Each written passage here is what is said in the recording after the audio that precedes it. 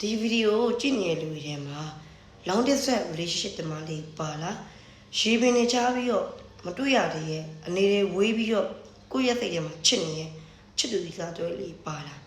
ပါတယ်ဆိုလို့ရှိရင်ဒီဗီဒီယိုကအဲ့လိုလူတမလေးတွေ relationship long distance relationship တမလေးတွေ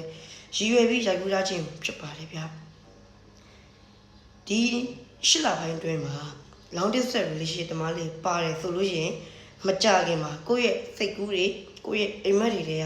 ချစ်သူရည်သားကိုအပြင်မှာမြဝါတို့တွေတွေ့ရတော့မယ်ကိုယ့်ရဲ့အိမ်မက်တွေမကြခင်မှာပြေးသွားတော့မယ်ကိုစောက်ခဲ့ရတဲ့ရက်တွေလတွေနှစ်တွေအကြာကြီးစောက်ခဲ့ရတယ်ဆိုရင်တော့မှဒီချိန်ဒီကလာမျိုးမှာကိုယ့်ရဲ့ချစ်သူရဲ့မျက်နှာအပြင်မှာမြဝါတွေတွေ့ရပြီးတော့ကိုကပွေဘက်ကထားပြီးတော့ကိုယ့်ရဲ့အိမ်မက်တွေကောင်းတယ်ဖော်တော့မှာပဲဖြစ်ပါတယ်ဗျာဒါကတော့ long distance relationship တမလေးတဲ့တရင်ကောင်းလေးပဲဖြစ်ပါတယ်ဗျကိုချစ်သူကိုအိမ်နောက်ဘက်ကိုအပြင်မှာလာတွေ့ရမယ်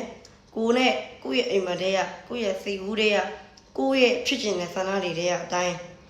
သူသွားအတူလာအတူသားသူနဲ့ဆိုရင်ဘလိုလေးတွေငါအပြင်မှာတွေ့လို့ရှိရင်ဖန်သီးမယ်ဘလိုနေရာလေးတွားမယ်ဘလိုနေရာလေးမှာဘလိုလုပ်မယ်ဆိုပြီးတော့စိတ်ကူးရတဲ့ကိုရဲ့အိမ်မက်တွေကဒီရှင်ဒီကလာမျိုးမှာမကြခင်ချက်ပိုင်းလုံးမှာပြေးသွားလာပါတော့မယ်ဗျ